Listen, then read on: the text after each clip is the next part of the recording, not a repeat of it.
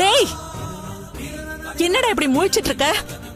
பதில் சொல்லு, சொல்லுடா. அம்மா அம்மா, அன்னைக்கு நான் குடி போதையில. டேய், என்னடா பதில் சொல்லாம தடுமாறிட்டு இருக்க? அப்படின்னா அவ சொல்றது உண்மைதானா? ஆமாம்மா.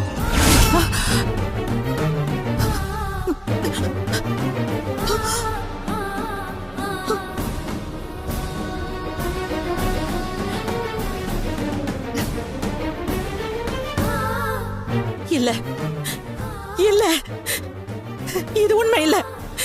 நீ போய் சொல்ற, நீ போய் சொல்றடா.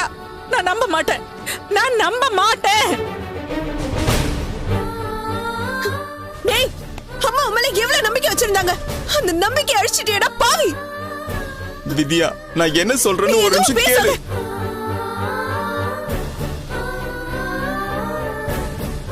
உடம்பு முடியாம அப்பா இருக்காரு, நாங்க உனக்காக கல்யாணம் ஏற்பாடு பண்ணிட்டு இருக்கோம். நீ எதை பத்தியும் கவலைப்படாம இவளோட குடும்பம் நடத்திட்டு வந்திருக்க. அசிங்கமா இல்ல உனக்கு? இதுல என்னங்க அசிங்கம் இருக்கு? நாங்க புருஷன் பொண்டாட்டி தானே. நாங்க எங்க வாழ்க்கைய ஆரம்பிச்சதுக்கு போய் வாய்க்கு வந்தபடி தப்பா பேசுறீங்க. ஏய், வாய மூடு. உன்னை பார்க்கவே எனக்கு அருவருப்பா இருக்கு.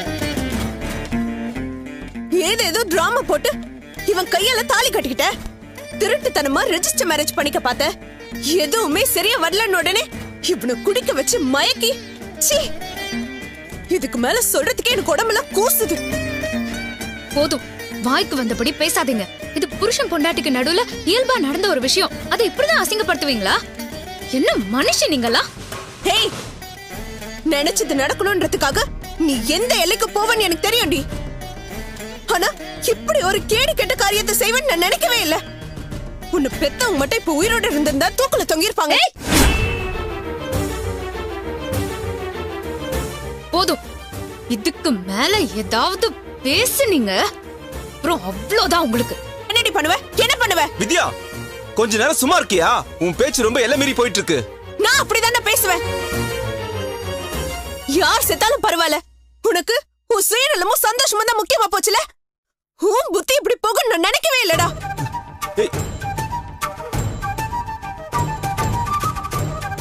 வித்யா, அருண் தப்பு பண்ண மாட்டான். இவளை காப்பாத்துறதுக்காக என் புள்ள போய் சொல்லிருப்பான். இந்த கல்யாணத்தை நிறுத்தணும் தான் இவன் நாடகம் ஆடுறா. இவனும் கூட சேர்ந்து நடிச்சிட்டு இருக்கான். என்னால இந்த விஷயத்தை நம்ப முடியாது. அண்ணி, நீங்க இப்படி எல்லாம் பேசக்கூடாது. கல்யாணம் பண்ணிக்கிட்டோன்ற நினைப்புல அவங்க வாழ்க்கைய ஆரம்பிச்சுட்டாங்க. இவங்களை ஏத்துக்கிட்டு சேர்த்து வைக்கிறது தான் நியாயமா இருக்கும். சேர்த்து வைக்கிறதா? என் கடைசி மூச்சு இருக்கிற வரைக்கும் அது நடக்கவே